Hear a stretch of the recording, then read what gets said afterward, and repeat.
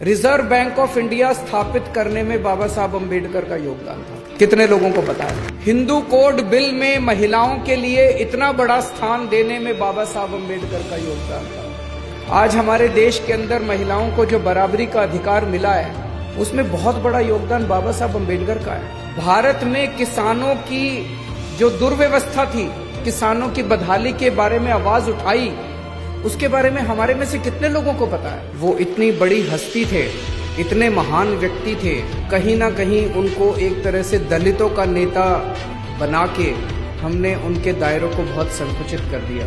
उन्होंने अपने जीवन में दलितों की तो आवाज उठाई ही उठाई।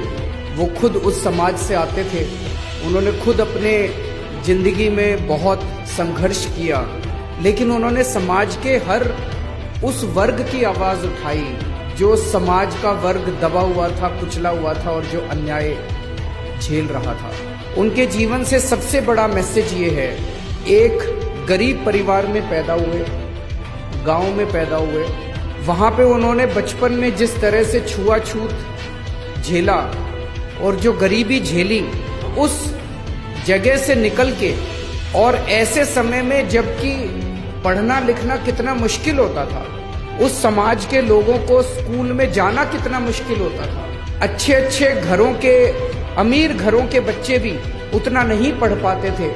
ऐसे में बाबा साहब अम्बेडकर ने इतने गरीब परिवार से निकल के और डबल डॉक्टरेट की डिग्री ली, कोलंबिया यूनिवर्सिटी से पीएचडी की और लंदन स्कूल ऑफ इकोनॉमिक्स से पीएचडी की। मैं समझता हूं आज की डेट में भी 2019 में कोलंबिया यूनिवर्सिटी से और लंदन स्कूल ऑफ इकोनॉमिक्स से, दोनों से डिग्री लेना, डॉक्टरेट की, पीएचडी की, हर व्यक्ति के बस की बात नहीं है। रिजर्व बैंक ऑफ इंडिया स्थापित करने में बाबा साहब अम्बेडकर का योगदान था। कितने लोगों को पता है?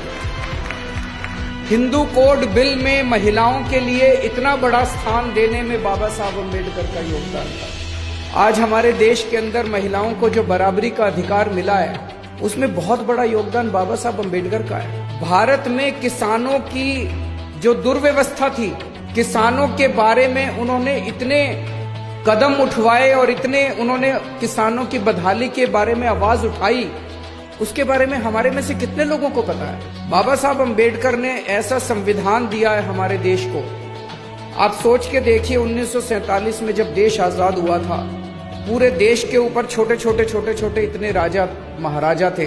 सरदार पटेल ने देश के अंदर घूम घूम के सारे देश को इकट्ठा किया, एक भारत बना। पूरी दुनिया को उस टाइम ये लग रहा था कि भारत ज्यादा दिन चलने वाला नहीं है। इतनी विविधताएं थी, इतने धर्म थे, इतनी जातियां थी, इतनी संस्कृतियां थी, और उस सारे देश को सरदार पटेल जहां एक और इकट्ठा कर रहे थे, बाबा साहब अम्बेडकर ने ऐसी किताब लिखी, ऐसा संविधान दिया। पूरी दुनिया को लग रहा था कि थोड़े दिन के बाद भारत के टुकड़े टुकड़े हो जाएंगे, भारत अलग अलग हो जाएगा, सारे लड़ मरेंगे। लेकिन बाबा साहब अम्बेडकर आज 70 साल के बाद भारत अलग होने की बजाय धीरे धीरे भारत एक होता गया है। हम सारे लोग एक होते गए हैं, भारत इकट्ठा होता गया है। और ये इस किताब की वजह से है, जो संविधान बाबा साहब अम्बेडकर ने इतना खूबसूरत संविधान लिखा, जिसमें सबकी एकता की बात है, सबकी आज़ादी की बात है, बोलने के अधिकार की बात है, सबकी बराबरी की बात है, जीने के अधिकार की बात है।